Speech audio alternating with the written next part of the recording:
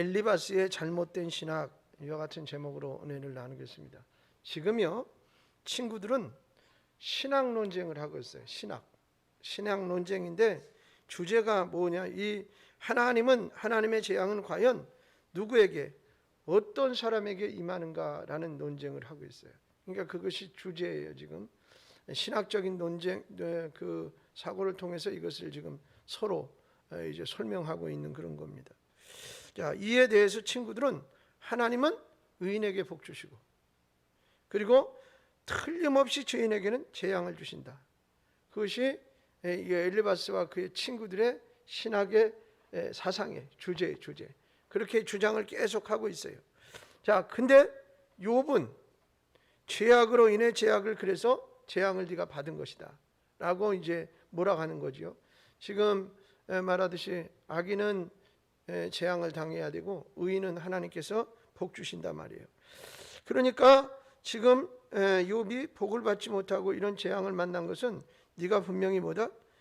죄인이기 때문에, 죄악에 가득하고 죄를 얼마나 많이 졌으면 그렇게 심한 고통을 네가 당하고 있느냐라는 설명을 지금 하고 있어요. 그럴듯하지요. 그런데 욥의 신학은 달라요. 하나님은 오히려 악인이 형통하게 하실 때가 있고 의인이 고난을 겪도록 내버려 두실 때가 있다라는 것이 욥의 신학 사상이에요. 자, 보세요. 우리가 동일한 하나님을 믿는 거예요.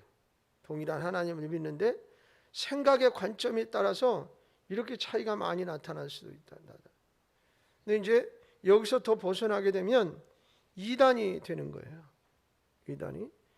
그래서 보면 여러분 어떻습니까? 다 같이 교회 같은 교회를 다니는 것 같은데 하는 짓은 완전히 달라요. 요즘 신천지의 흐름이라든지, 여러분 생각나십니까?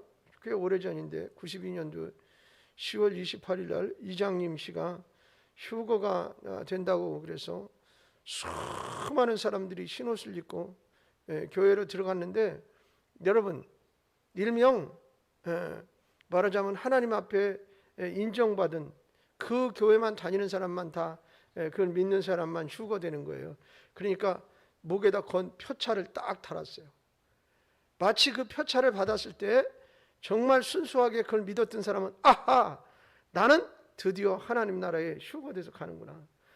못 받은 사람들이 얼마나 불쌍하고 아후, 그리고선 한편으로는 기쁨이 있고 또 한편으로는 아쉬움이 있어요. 왜?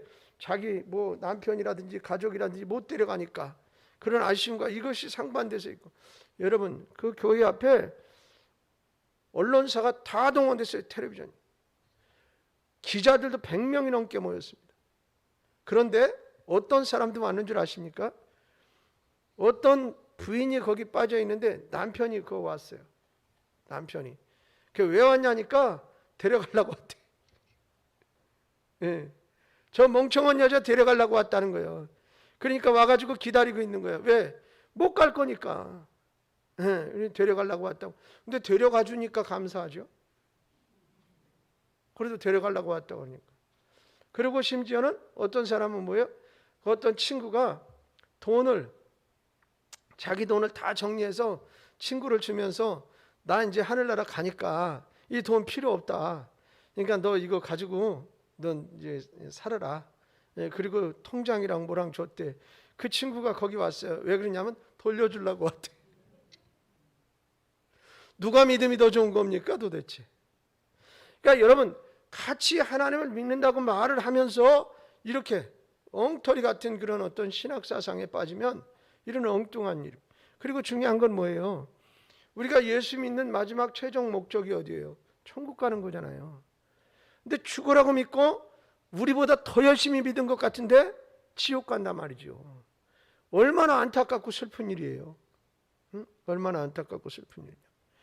여러분 이런 욥의 신학을 듣고 있던 엘리바스가 발끈했어요. 그래서 욥을 비난하기 시작을 합니다. 2절로 3절 말씀해 보시면, 사람이 어찌 하나님께 유익하게 하겠느냐?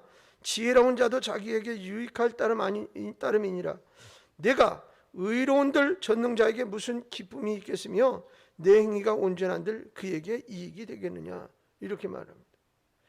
하나님은 인간의 지혜로 말미암아 어떤 소득도 얻는 것도 아니고 인간의 의로움으로 어떤 유익을 얻는 분이 아니다 이 말이에요.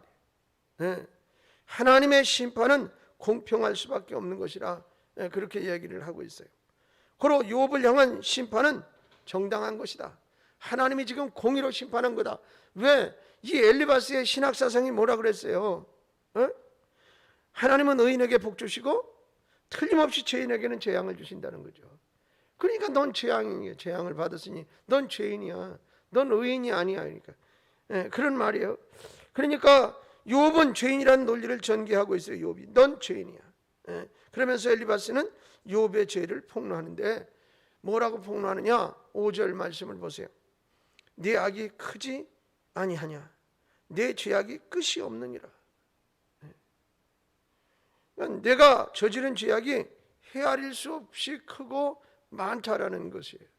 그러니까 인간은 우리 이렇게 보시면 되는 거예요. 지금 엘리바스는 욥의 행위의 모습 그건 상관없어요.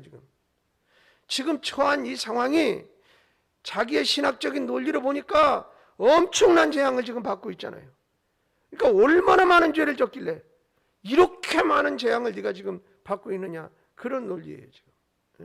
그러니까 네가 지금 여기 이러고 있는 것은 그러니까 우리 식으로 이렇게요. 신앙생활하다가 예수 믿는 사람이 어디 가다가 무슨 교통사고가 나가지고 다쳐서 지금 생명이 어떻게 됐대. 그러면 사람들이 어떻게 신앙생활을 했길래 그렇게 말하면 안 된다. 그렇게 말하면 안 돼요. 죽고 사는 문제 하나님의 손에 있고요. 어쩌면 그가 죽는 것이 복일지도 몰라요. 왜 자꾸 그렇게 자꾸 우리의 시각의 논리로 가지고 그걸 자꾸 따지려고 그러느냐. 그러니까 여러분 저희 처갓집 집안에 누가 그 교회 사찰을 하시다가 이제 높은 데서 떨어졌어요. 지금 뇌사 상태거든요. 이제 아버님 장로님이시고 이제 그러신데 참 신앙생활 잘하는 집안의 자제인데 말이죠.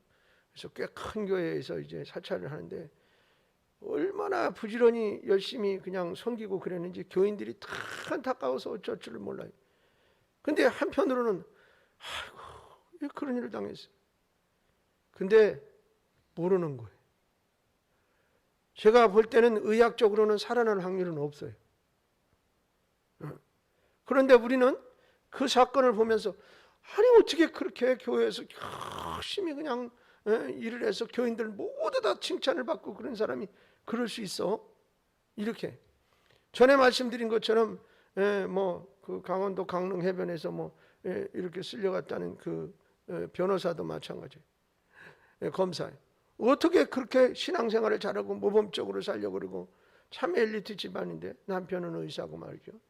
왜 아이하고 한꺼번에 다 죽을 수가 있어? 그렇게 얘기할 수 있다 이 말이에요. 여러분 우리의 짧은 지식과 우리가 가지고 있는 경험치 가지고 하나님의 뜻을 다 헤아릴 수가 없어요. 저는 어느 날 기도하면서 그런 생각을 했어요.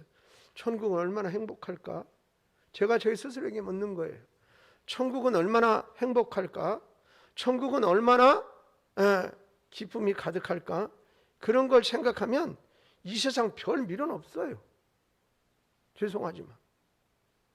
다만 우리가 생각할 때 보면 우리하고 또 이별하고 그러고 이 세상의 삶이 즐겁고 감사하고 막 이렇게 생각을 하니까 그렇지 사실은 천국과는 비교도 안 돼요.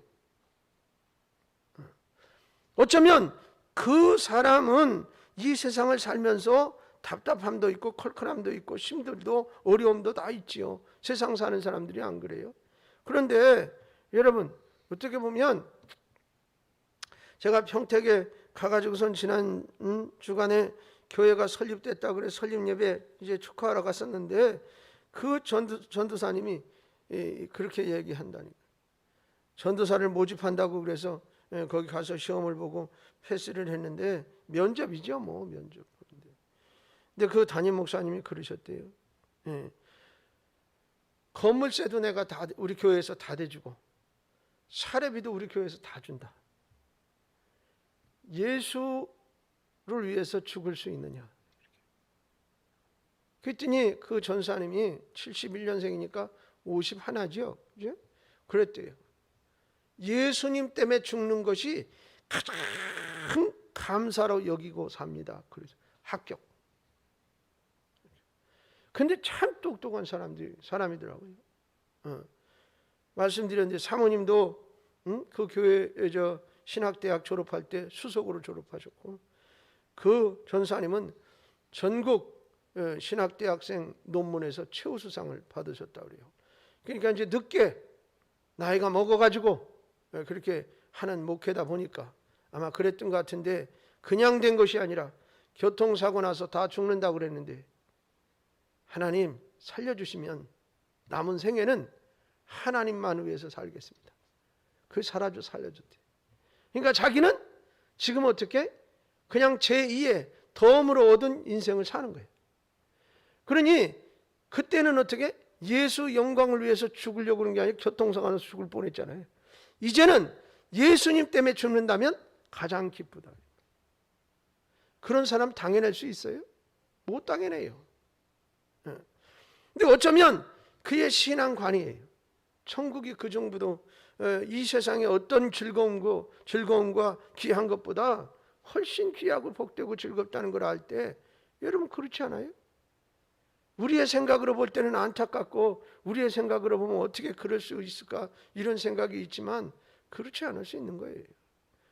여러분, 하나님은 인간의 지혜로 말미암아 어떤 소득을 얻는다, 그것도 안 된다 이러면서 내 약이 얼마나 크냐, 내 죄악이 끝이 없어, 그러니 그렇게 어려움을 당하고 지금 고난을 당하고 있는 것 아니냐, 내가 저지른 죄악이 헤아릴 수도 없이 크다.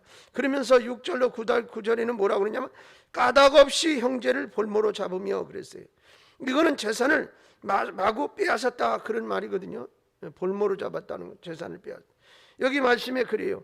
헐벗은 자의 의복을 벗기며 목마른 자에게 물을 마시게 하지 아니하며 줄인 자에게 음식을 주지 아니하였구나. 욥이 그랬다는 거예요. 그리고 권세 있는 자는 토지를 얻고 존귀한 자는 거기서 나는구나. 너는 과부를 빈손으로 돌려보내며 고아의 팔을 꺾는구나. 이게 정죄하는 거예요.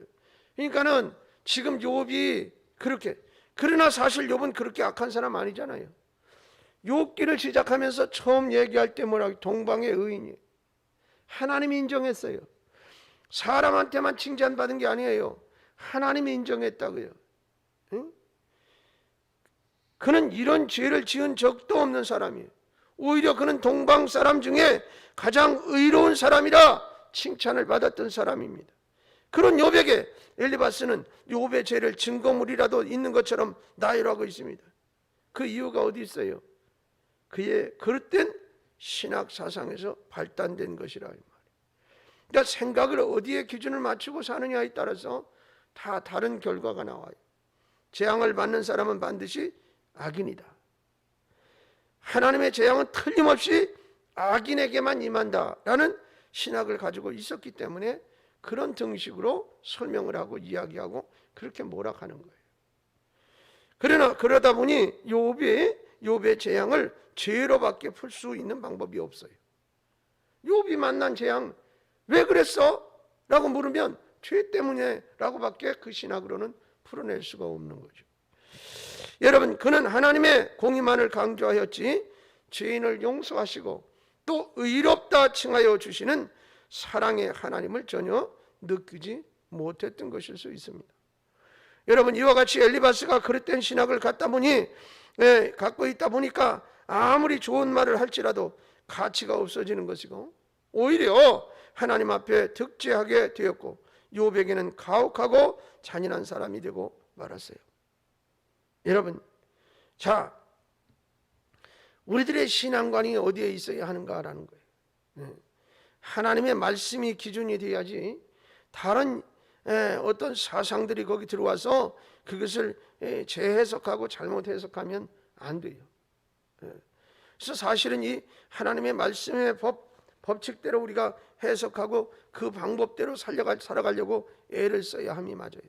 그러다 보니까 어떤 때는 하나님 말씀이 애매모호하고 어려울 때도 있어요.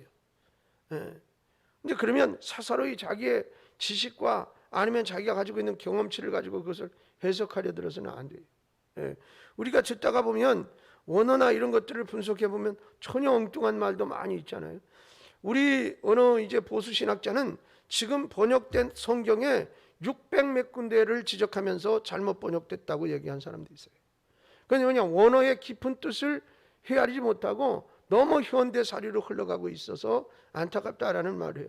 그러니까 저희들은 두 가지 성경을 다 볼 때가 있어요. 그러니까 옛날 성경을 봐요.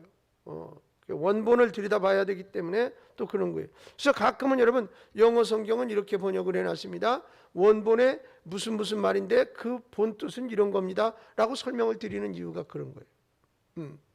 그러니까 여러분 시대가 흘러가서, 자 보세요. 동일하게 이야기를 하려고 그래요. 하나를.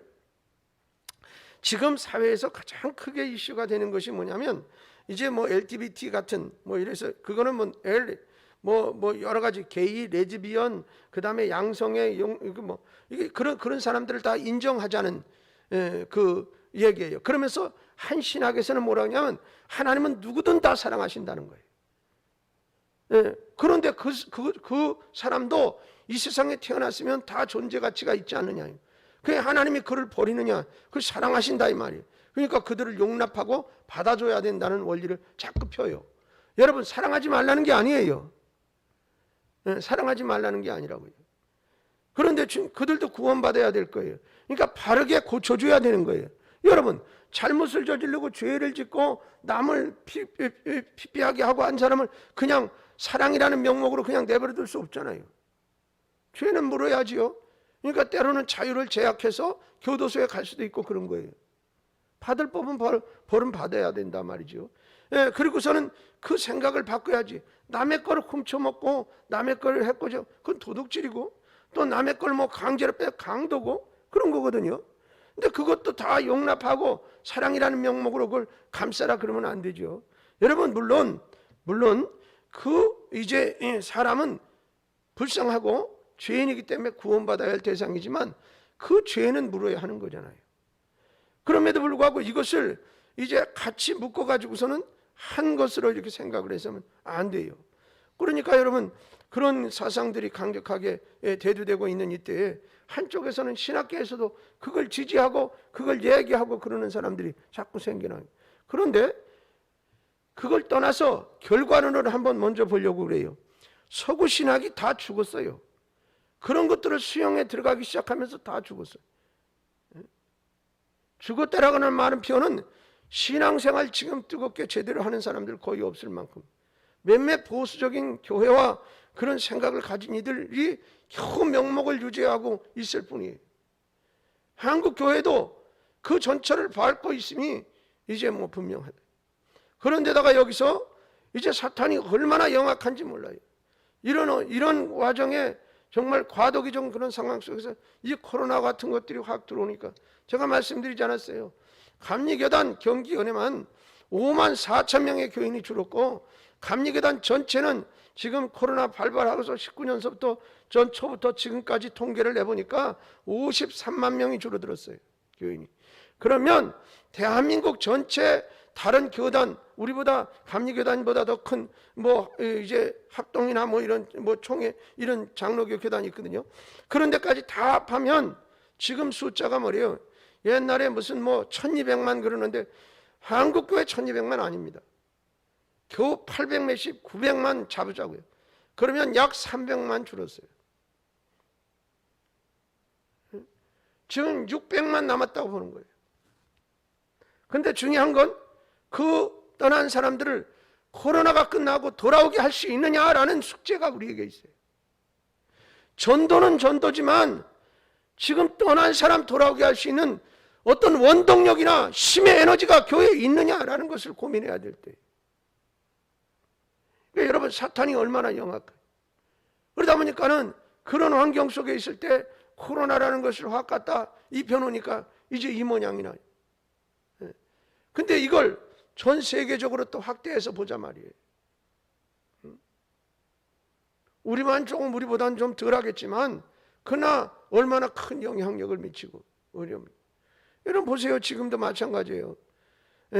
나이 잡수신 어르신들은 자녀들이 교회 가지 말라고 막 그러지. 사람들 많이 모이는데 가지 말라고 그러고 막 그러지. 자기들은 다 돌아다닐 때 돌아다니면서. 그럼 또 부모들은요, 자식들이 하도 그러는데 그거 원망 들을까 봐, 나중에 무슨 코로나라도 또 어떻게 돼가지고 어떻게 하면 원망 들을까 봐, 이게 그냥 그러니까 두 마음이 뭐 이렇게 왔다 갔다 하다, 이런 현상이 나타나기도 하고, 또 어린아이는 이제 면역도 약하고, 그 다음에 예방접종도 그 아이들은 언제 할지 잘 몰라요. 이런 상황이 되다 보니까 괜히, 그래서 아이들이 있는 사람 아주 교회에 안 나오게 되고, 그나마 이제 영상을 이렇게 돌려서 보는데, 여러분 영상 보는 거 우리 교인들도 보면 주일날 몇 명 들어가서 봤나 그건 나오잖아요. 예. 근데 안 보는 사람이 훨씬 많아요. 안 보는 사람. 그러니까는 지금 이런 어떤 상황과 환경을 만나면서 우리들의 신앙을 점검하지 않으면 아니 되는 때가 됐어요. 예. 여러분, 그래서 우리가 잘못된 어떤 신학이나 아니면 사상이나 이런 것으로 흔들리고 빠지고 이러는 것도 문제인데, 우리 자체적인 어떤 신앙도 이렇게 많이 이런 어려운 가운데 흔들리고 있으니, 여러분 지금은 저는 물론 뭐 정치적인 거, 뭐 경제, 사회 뭐 이런 거 다 종합적으로 이렇게 봐야 되겠지만, 가장 중요한 건 이건 영적 전쟁이에요. 영적인 전쟁. 예? 다시 말하면 악한 세력인 사단과 우리와의 싸움이에요 지금. 근데 지금 기독교인들이 사단과의 싸움에서 자꾸 뒤로 밀리는 것 같은 느낌이 드는 거죠. 그런데 중요한 것은 어떻게? 결코 기독교는 없어지지도 않고 패하지도 않습니다. 비록 여러분 뭐 우리 들어오는데 입구에 뭘 써붙여 놓은 거 보셨습니까? 예. 기도하지 않는 한 나라보다 기도하는 한 사람이 강하다. 아멘. 믿음을 가지고 사는 한 사람이 더 강해요. 여기 지금 친구들이 욥을 냅다 이렇게 신학적인 것으로 공경을 놓고 막 공격을 해야 되거든요. 욥은 절대 흔들리지 않는 것을 볼 수 있어요. 흔들리지 않아요. 여러분, 그러면서 욥에게는 가혹하고 잔인한 사람이 되고 말았어요. 그래서 그들의 친구인데 그를 돕는 것이 아니라 오히려 해를 가하고 그에게 도움이 안 되고 그의 아픈 데를 더 찌르고 그러는 사람으로 전락하고 말았어요. 21절을 보니 그는 욥에게 이렇게 방향 제시를 해주고 있어요. 너는 하나님과 화목하고 평안하라. 그리하면 복이 내게 임하리라. 하나님과 화해하고 가까워지면 복이 다시 돌아올지 몰라. 이 말은 정말로 귀한 말이 아닐 수가 없는 말인데 사실은. 그러나 그의 그릇된 신학으로 인해서 이 말은 욥에게 뭐예요? 회개를 촉구하는 악한 연장으로 쓰여지게 되었다는 사실도 알아야 돼요. 이것 하나만 떼놓고 보면 좋은 말이에요. 하나님과 화해하고 가까워지면 복이 돌아온다. 응? 여러분 22절에는 청컨대 너는 하나님의 입에서 교훈을 받고 하나님의 말씀을 내 마음에 두라. 얼마나 좋은 말이에요. 이렇게 살아야지. 하나님으로부터 가르침을 받고 말씀을 받으라는 말, 얼마나 귀하고 복된 말이냐 이 말이에요. 그러나 이것도 의인을 죄인으로 매도하는 채찍이 되고 말았어요. 하나님의 말씀은 좋은 거예요. 응? 구원의 말씀이라 이 말이에요. 근데 이 말씀을 변질되어져서 잘못 사용하면 이 말씀 가지고 사람 망치는 일에 사용할 수 있어요. 여러분 그렇지 않습니까? 어떤 거든지 그래요. 어떤 거든지. 여러분 우리가 지금 이제 뭐 원자력으로 이렇게 해서 뭐 전기를 발전해 가지고 이렇게 하면 값이 가장 싸고 경쟁력 뭐 이런 거에서 가장 좋은 것인데, 다만 그게 어려움이 있는 것은 지난번 일본 사태에서도 봤듯이 그런 지진이 나거나 이렇게 되어졌을 때 그런 어려움이 이제 있는 것이기도 하고, 또 하나는 거기서 나오는 폐기물이 이게 이제 지구 생태계를 망칠 수도 있는 것이에요. 그래서 그걸 어떻게 보관하냐면 이 드럼통 같은 데다가 탱크에다가 밀봉해서 넣고 이걸 이제 뭐냐면 땅속 저장고 같은 데다가 넣고 자꾸 콘크리트를 들러봐가지고 땅속에다 묻어요. 근데 생각을 해보세요. 일본처럼 지진이 났다 그러면 뭐 폭발할 수도 있고 막 그런 거잖아요. 그러니까는 이거는 뭐 핵무기급 우리에게 피해를 주는 거죠. 지금 일본이 무슨 뭐 저 했다고 그래서 뭐 무슨 그 물을 흘려보낸다는데, 여러분 저건 진짜 안 되는 거예요. 저렇게 하면. 예.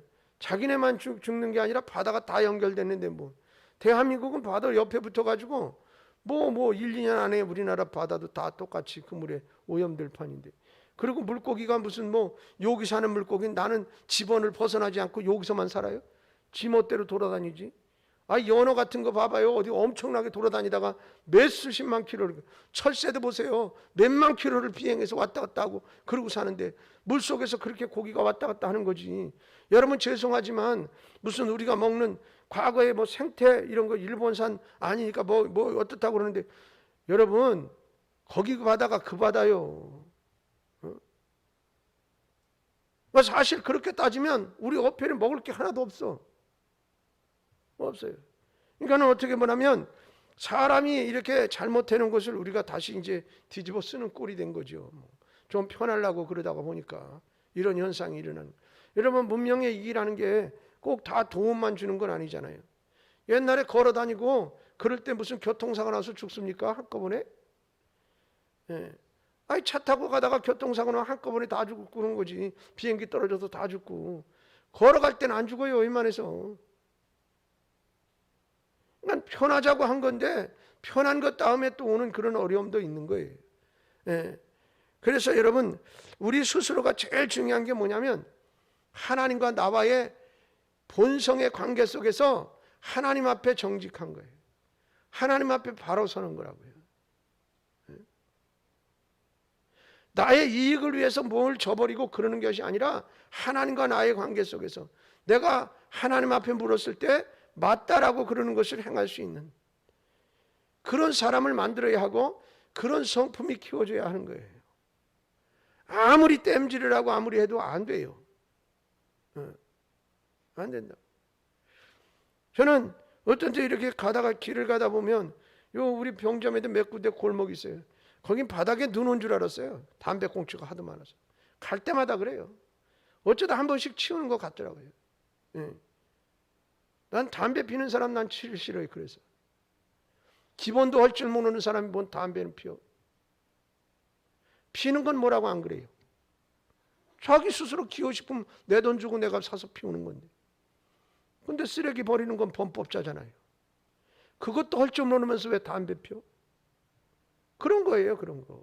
그러니까 다시 말하면 여러분 인간이 해야 될 기본적인 질서와 지켜야 될 도리와 이런 사람이 된 됨됨이가 돼야지 되는 거지. 담배 피는 사람 보면 거의 다 길바닥에 침 뱉어요. 담배 피우면 그 입이 껄껄하거든. 그러니까 깨끗하면서 침 뱉어. 그것도 다 나쁜 거잖아요. 안 피면 좋고. 근데 뭐 피는 사람 뭐 그거 가지고서는 법적으로 제재를 가할 수는 없지만, 그러나 어떻습니까? 거기다 길바닥에다 담배꽁초 버리는 거는 범법이에요. 근데 중요한 건 뭐야? 차 타고 가면서 담배 피우고 담배꽁초를 바깥에도 던지는 사람이 태반이야. 자기 차 안에다 지저분한 건 못 놓겠다는 거지. 남이 피해보는 건 상관없다는 거 아니야. 여러분 마치 지금 이 엘리바스와 욥을 이렇게 둘이 비교해보면 둘 다 자기 주장이 다 맞는 것 같아요. 그렇지만 하나님의 말씀의 기준으로 볼 때 잘못된 사상을 가지고 있는 것은 이단적인 사상이 될 수 있는 거예요. 이것 가지고 남을 정죄하면 남이 어떻게 엄청난 피해를 입을 수 있어요. 여러분 그래서 하나님으로부터 가르침을 받고 말씀을 받으라는 말 얼마나 귀중하고 복된 말이냐. 그런데 그것이 오히려 이 엘리바스는 그 말씀을 가지고 욥을 어떻게 채찍을 가는 채찍의 말씀으로 쓰고 있음을 볼 수가 있습니다. 그뿐만 아니라 23절 보니까 내가 만일 전능자에로 돌아가면 그러면서 뭐라고 그래요? 또 내 장막에서 불의를 멀리하리라. 여러분 이것도 매우 귀한 말이에요. 그러나 욥에게는 전혀 해당되는 말이 아니거든요. 이 말이. 그러니까 욥을 향해 주리를 트는 격이 되고 많은 그런 말씀으로 변화돼서 전달되어져요. 그러니까 사람마다 상황에 따라 말씀이 적용되어야 되는데 말이죠. 이 잘못된 신학, 잘못된 신앙관이 얼마나 무섭고 또 어려운 것인가를 보여주는 거예요. 여러분 사상이 그런 겁니다. 그래서 보면 신천지에 이렇게 빠진 사람들 이렇게 만나서 대책위원회에 있는 사람들이 있어요. 어느 어머니가 그 간증을 하는 걸 난 직접 들었는데 뭐라고 그러냐면 작은 아들이 신천지에 빠졌대. 신천지에. 그래가지고서는 가정이 옹땅 뒤집어져 갖고 난리가 났는데 얼마 뒤에 형이 군대에서 제대를 하고 왔는데 동생놈이 형까지 가지고 데리고 가가지고 형제 둘밖에 없는데 자식 둘 다 뺏겼다는 거예요. 근데 뭐라 그러냐면 자기네는 거기가 진리가 있다고 그렇게 얘기하면서 엄마 아버지 버리고라도 거기 간다고 그랬대. 네. 엄마 아버지 버리고선 거기 간다고 그랬대. 그러니까 여러분 보세요. 얼마나 잘못된 신앙관이 얼마나 피폐한 삶을 만들어낸 거예요. 가정을 완전히 다 그냥 초토화시켰어요. 여러분 성경에 어디 가정 초토화라고 그런 데가 나온다. 근데 신천지 보면은 여러분 이 젊은 사람들 데려가려고 그러지 나이 먹은 사람들 데려가려고 그러지도 않아요. 대학생들이 3분의 1이 넘어. 그 중에는 거기에 빠져가지고 집에서 등록금 타가지고 학교 가는 것처럼 하면서 신천지에 빠져가고 거기 사는 애들도 많아. 그러니까 이게 그 젊은 아이들이 지성인 아니에요. 고등학교 나오고 다 대학생이면 똑똑한 아들이지 뭐. 그럼에도 불구하고 그 빠져가지고 이 잘못된 신학과 신앙관이나 사상이 얼마나 큰 피해를 주고 어려움을 주는지 그런 것만 봐도 그래요. 그런 것처럼 지금 엘리바스의 신학관이 잘못되다 보니 요백에 도움을 주고 위로를 주고 힘이 돼주는 게 아니라 그를 더 아프게 하고 더 그를 괴롭히는 그런 존재로 그렇게 드러나고 나타나는 것을 볼 수가 있어요. 사랑하는 여러분, 그러므로 우리는 늘 말씀을 묵상하고 예배 시간에 선포되는 설교를 바른 교훈으로 잘 삼아야 하고 또 바른 믿음을 키워나가는 일에 역점을 두고 열심을 내서야 합니다. 그리고 목회자도 마찬가지. 잘못된 것이나 이런 거에 빠지지 않도록 그리고 또 성도들을 이제 정말로 푸른 초장 실만한 물가로 인도하기 위해서 끊임없이 공부하고 노력해야 될 필요가 있고요. 전에 우리 감리교단에서 우리 연회에 감독 나왔던 분이 있었습니다. 지금은 은퇴했으니까 이제 말씀을 드립니다. 10월 28일 이장님에 빠졌던 사람이 제가 들고 일어났어요. 감동 안 됐다. 여러분 생각을 해보세요. 일개 교회 목사도 아니고 감독을 하겠다는 분이 10월 28일 이장님에 빠져가지고 교회를 막 풍지박산 냈던 사람이 어떻게 감독하겠다고 나와. 그랬더니 뭐냐면 자기는 그거 다 이제 과거에 지나간 거고 지금은 다 다시 자기 이제 사상을 바꿨대. 여러분 삐뚤어된 사상이야. 그러니까 그냥 목회는 열심히 해. 우리가 구제를 해줘서 그 법에서 이제 살려줬으면 목회는 열심히 하되 감독은 하지 말아야 돼. 그런 사람은. 결국은 2번이나 나왔다가 떨어져서 이제 감독 못하고 은퇴를 하셨는데 저는 그게 맞다고 생각하는 거예요. 그러니까 여러분 성도는 성도답게 살아야 한다고. 지난번에 성도의 정체성에 대해서 말씀드렸던 것처럼 목사는 목사의 정체성에 맞게 살아야 돼. 그러니까 일반 성도도 세상에 있는 기준을 가지고 사는 사람보다 도덕적인 기준도 모두 좀 달라야 돼요. 조금은 높아야 할 것 아닙니까? 목사는 성도보다 조금 더 나아야 되고 그렇지 않겠어요? 그런 어떤 의식을 우리가 가지고 살아야 합니다. 그렇기 위해서 우리가 우리의 신앙을 늘 점검하고 또한 잘못된 교훈이나 이런 것을 그래서요 요즘 같은 경우에는 될 수 있으면 어디 가서 성경 공부하러 다니지 마세요. 절대로 가면 안 됩니다. 이웃교회도 가지 마세요. 뭐이 그렇게 가고 싶어요 거기. 그러려면 우리 교회를 떠나서 가세요. 그건 뭐라고 할 수 없지. 교회를 떠나는 걸 어떻게 할 거예요? 안 됩니다.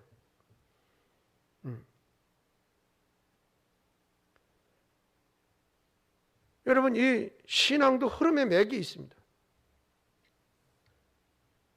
그래서 똑같은 목사라 할지라도 영적인 흐름의 맥도 좀 다를 수 있어요. 또 하나 잘못된 것에 빠질 확률이 높아요. 그러니까 요즘에 보면 뭐 인터넷으로 공부하는 거 이런 것도 잘 분별을 못 하겠어요. 아주 교묘하게 그 사람들이 그래서 처음에는 전혀 분별 못하게 그렇게 하고 어느 정도 이제 신뢰할 만하고 서로 이렇게 교감이 형성될 때문에 살금살금 끌고 들어가는 바람에 나중에 빠져나오기를 하면 얼마나 어려운데 왜 잘 가는 길을 가야지 뭐 엉뚱한 데 가가지고 그렇게 억울하고 손해드는 일을 하려고 그러냐고.